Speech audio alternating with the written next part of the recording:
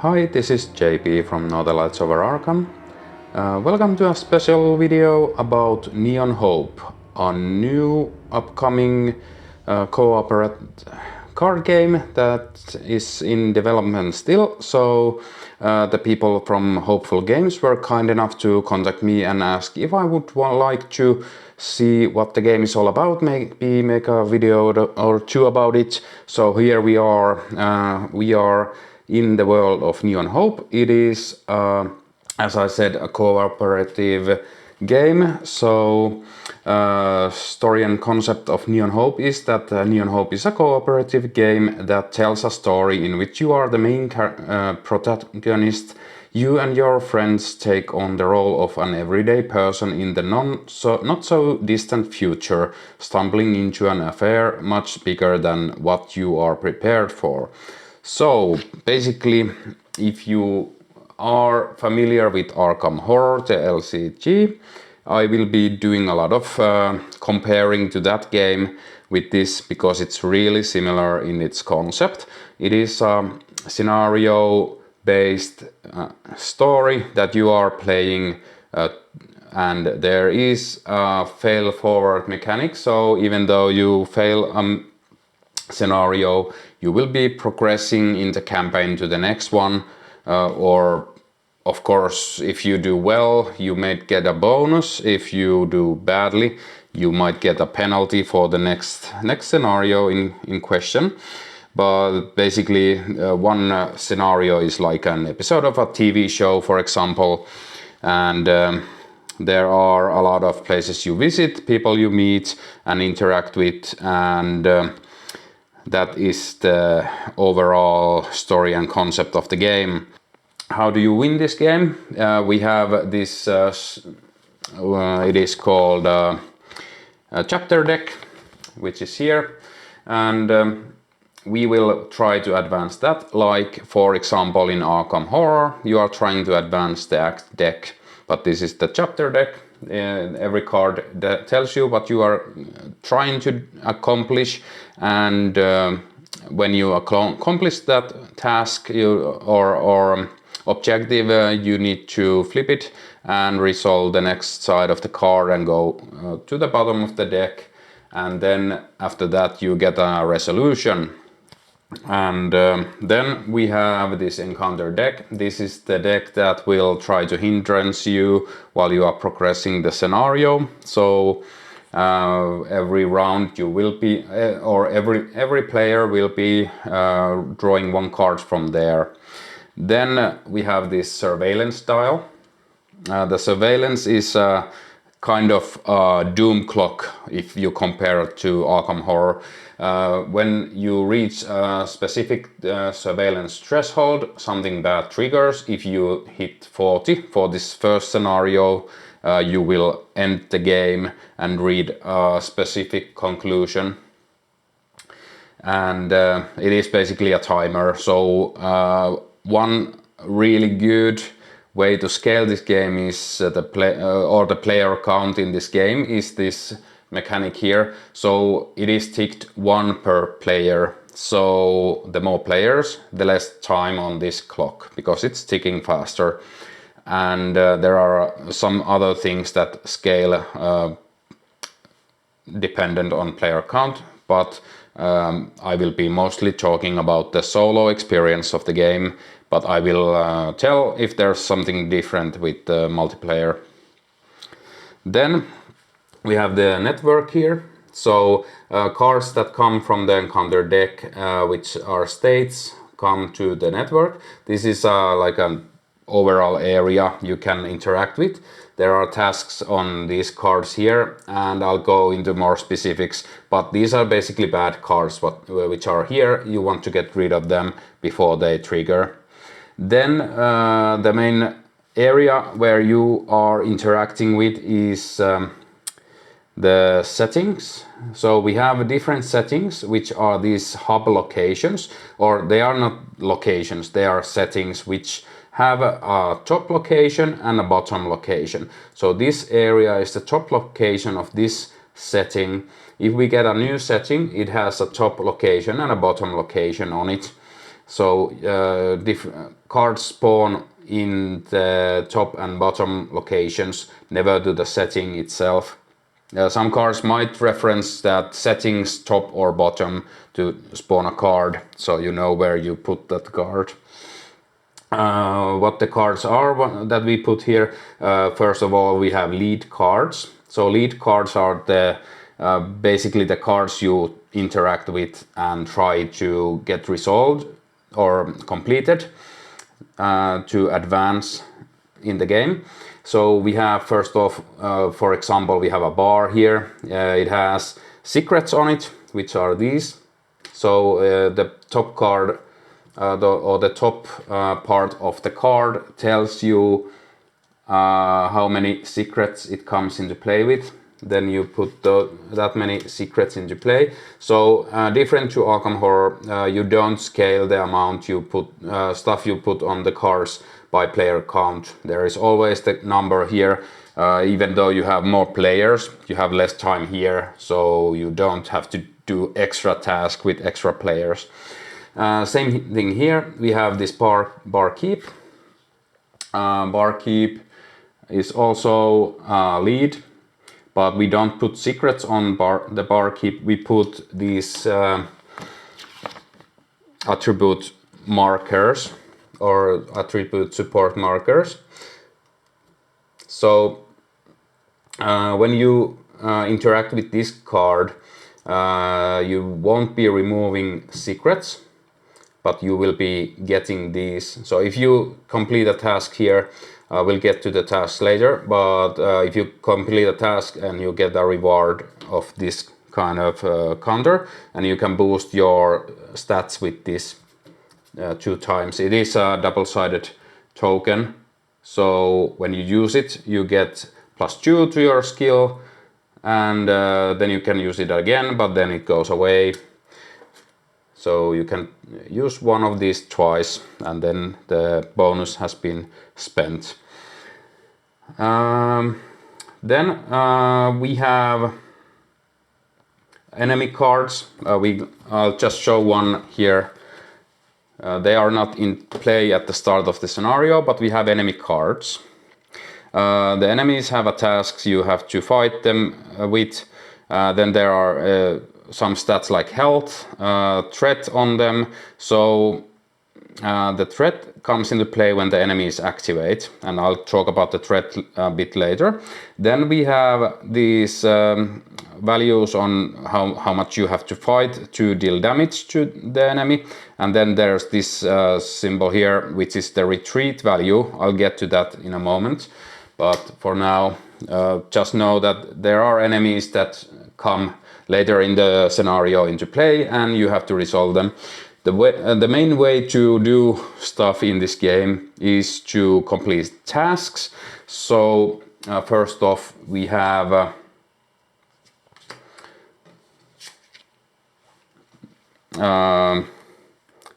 4 different attributes. We have perception, charisma, courage, and technology, and they have different colors on them. And our characters, which we are playing Larks today. So we have different attribute powers. So for example, perception, charisma is 2, courage is 3, and technology is 1. So Larks is better at courage than technology.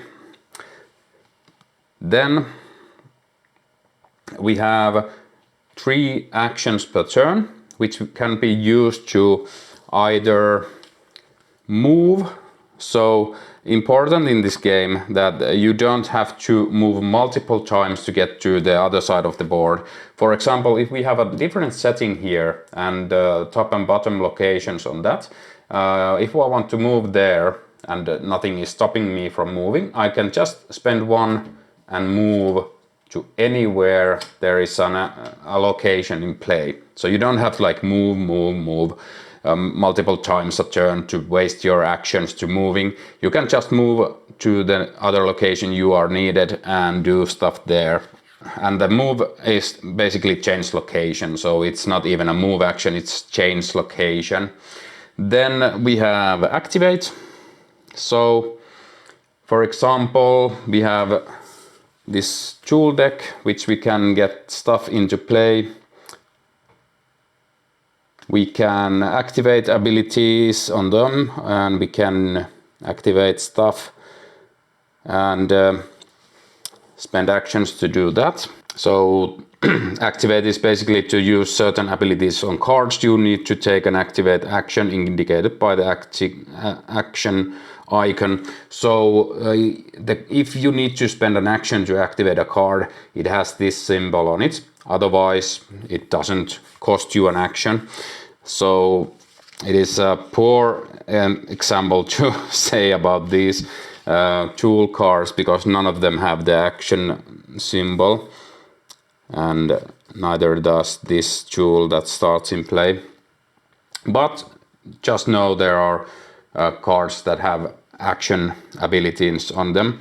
Then we have the main way to play the game is to perform a task action. So performing a task is to look at the card you are interacting with. It says which test it is. This is, for example, investigation, and you are using perception for this investigation, and your threshold to succeed is 2. Now,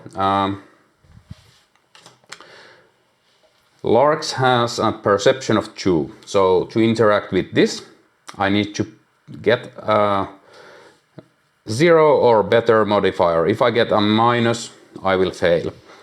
To help me in these tests, if I would have this here, for example, I could spend this to get +2, but I don't have that. What do I have at the start is a full hand of cards. So in this Neon Hope, you don't have a draw deck. You have a hand of cards. The amount of cards you have in your hand is determined by your endurance. For a solo game, you start with 10 endurance. For a 2-player game, you start with 8 endurance and only have 8 cards. But now we are playing solo, so we have 10 cards. So yeah, I'm doing an investigation. I would like to do an action that helps me to investigate better. Oh yeah, we also have this currency called hope. So we start the game with 3, and there are ways to get more during the game. So for example, I would like to kick indoors. So it lets me do an investigation with +0, and there's a extra success on the card if we succeed. So we could remove 2 secrets if we succeed with this.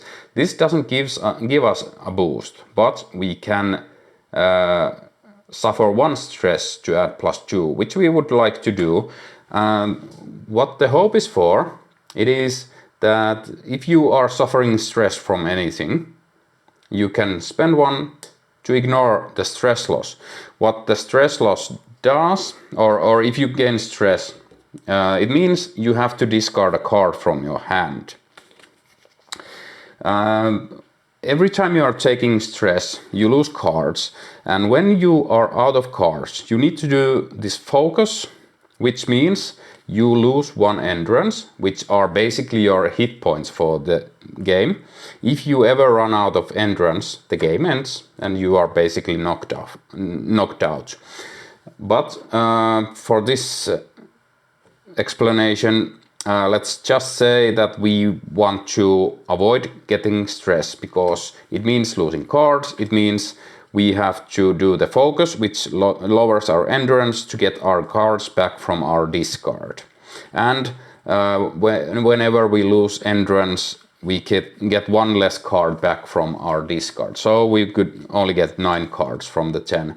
But yeah, we are at 10, and we would take a stress to use this ability. So the card has a when played ability, and after the resolution ability.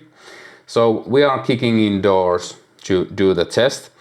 Then we are, because we spent our hope to ignore the stress, we are now +2. So we are 4 against 2. Now, how do we do tests? Again, comparing to Arkham Horror LCG has this chaos bag which has modifier tokens, which modifier skill tests. In Neon Hope we have the grid. It is basically a grid of tokens from +3 to -3, everything in between. Then there are skulls, which are basically -1, draw another token. And then we have epic win and epic fail tokens. And different stuff interacts with the skull tokens, and some cards might make the skull tokens epic fail tokens, etc. For me, I like to call them system override for the epic win and system failure for the epic fail token. But yeah, basically they are auto fail, auto succeed tokens, but the game designers wanted to name them something different than just auto fail and auto win, basically. But you can name them whatever you want. For me, I like to keep because this looks like a computer program. It has an archive, it has the grid where you reveal the tokens. I like to call them something that correlates with that image. So system failure, system override for me. But yeah, I'm going to talk about epic win and epic fail for this demonstration, so you don't get mixed up too bad. So at the start of the scenario you will form the grid.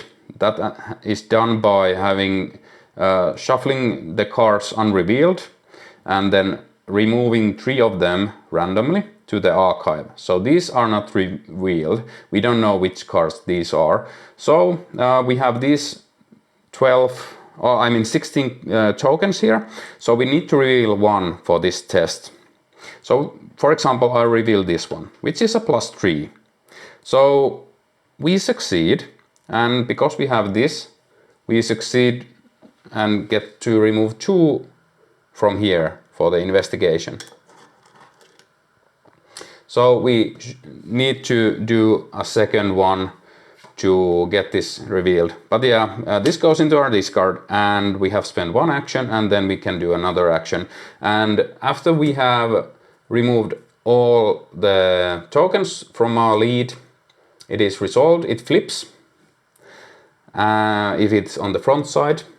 So it's on the front side if it has the A letter here. On the other side there's B. So when you resolve this, it doesn't flip, but it goes where the card needs to go, but we'll talk about that later. So your card goes into your discard, and when you complete a card, it flips, or the B side resolves, you get a resource. What do you do with the resources? You can buy tools. So you have this tool kit, and in this prototype demo version you only have 4, but in the complete game you have 8 cards in your toolkit, if I understand correctly. This is still a prototype, so bear with me. I don't have the access to the full game yet, but this is the demo version, which basically has everything to learn the game. So these tools have costs. We have 5, 2, 4, 4. You can play these when you would focus. So when you focus, you can also spend your resources to buy these. There is no other way to get these into play. So you can get these, and they have abilities. So this costs 5, but you treat the printed number on regular skulls as +1. So they are -1 usually, but with this they're +1. So they are not that bad for you. Okay. So that is basically how you play the game, and you don't flip these back. When you reveal a modifier token, you leave it showing. So when we progress the game, we reveal tokens until we have revealed everything. So for just demonstrating this, so we have revealed everything, then we flip everything, shuffle the tokens, pick 3 at random, put them in the archive and form a new grid and continue playing. Just to mention, whenever you reveal an epic win or epic fail token, if some card says that you need to reveal more tokens than one, for example, Larks has cards like Anger Issues. It has Reckless, reveal 1 additional modifier token. So if you are using this card and you find, let's see if we can find one. Okay, so you find an epic fail and reveal it. You stop revealing tokens and you fail the test, and that's it. Then, yeah. So whenever you run out of tokens, you mix the tokens up and put 3 random in the archive and make a new grid. If you are in a situation that you have all the tokens revealed, so let's say we have revealed everything except for 1 token. I'm just checking that for the demonstrative purposes it's not an epic win or epic lose token. So now we are playing the Anger Issues, so we need to reveal 2. So we only have 1 to reveal. We reveal that. Okay, we put that aside, flip everything else over, and shuffle, shuffle, shuffle. Oh yeah, the archive shuffles too. Put 3 in the archive, form a new grid, and reveal another token. Okay, so that is if you have to reveal 2 and there's only 1 modifier tokens left, so you can do that. So that is how you interact with the game. There are different kinds of tasks you can complete.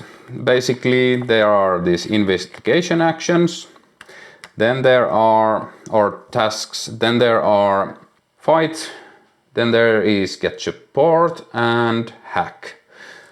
So for example, if you want to try and get rid of this, you have to hack it.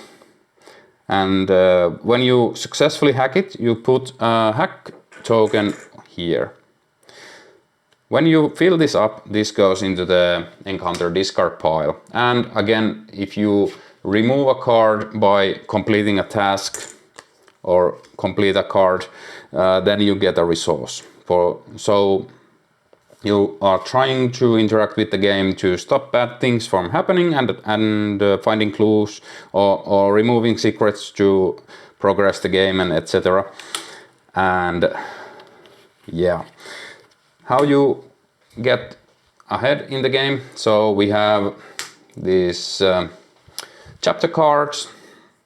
When this flips, I'm not going to reveal it, but it basically has this plot twist.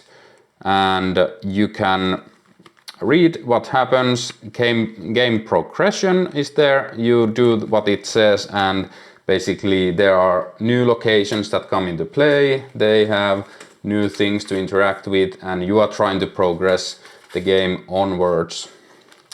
So your goal is to get to the last chapter. There are 3 chapters in this first scenario. When you have completed that, you get a conclusion, and you read the conclusion and do what it says. So that is basically how you play the game and win the game to get to a good conclusion. You also, if you fail and die, or get knocked out, you will get a conclusion. It might not be a good conclusion, but it is a conclusion, and this is a fail forward game, so you don't need to ace the scenario to get to the next scenario in the campaign. So that is the gist of it. If you want to find out more about this game, Neon Hope, you can head over to the webpage. I will put a link into the video description and to the top right corner of this video for you to check out the link. There is some information about the game on the website. You can also join the Discord for the game or the Facebook group, and you will get updates about how the development of this game is progressing. It will be in Kickstarter early 2025, so not long from now. There are some art, some information here about the game. There is also a print and play demo, and I think it has just been updated lately that you can play with 4 players. So there's 4 cards you can print out for 4 players. This demo version I'm featuring here with the prototype components and everything. It only has up to 2 players cards in it, but just so you know, the print and play should have a 4-player card pool in it, so you can try it with 4 players. There's also a tabletop simulator demo and information about the game here. And if you really want to check the game out, go to Kickstarter. It takes you to the campaign page, and if you want to be notified when the Kickstarter campaign starts, just hit the notify me on launch button here, and there are some information here also about this game, and already some videos about this game from other content creators who have already had the pleasure of trying this out. So yeah, that is basically this video. Quick overall how this game goes. If you like to try this out, get yourself a copy and try it out. The one thing I didn't go through was how the encounter phase works, but I will be doing a solo playthrough of this first scenario of the game, just so you can see how the game flows, and I will go through the game in more detail in the playthrough video. This is just overall what to expect from this game. But yeah, that is Neon Hope. Hope you guys like this overall preview video of the game. Thanks for watching, and until next time.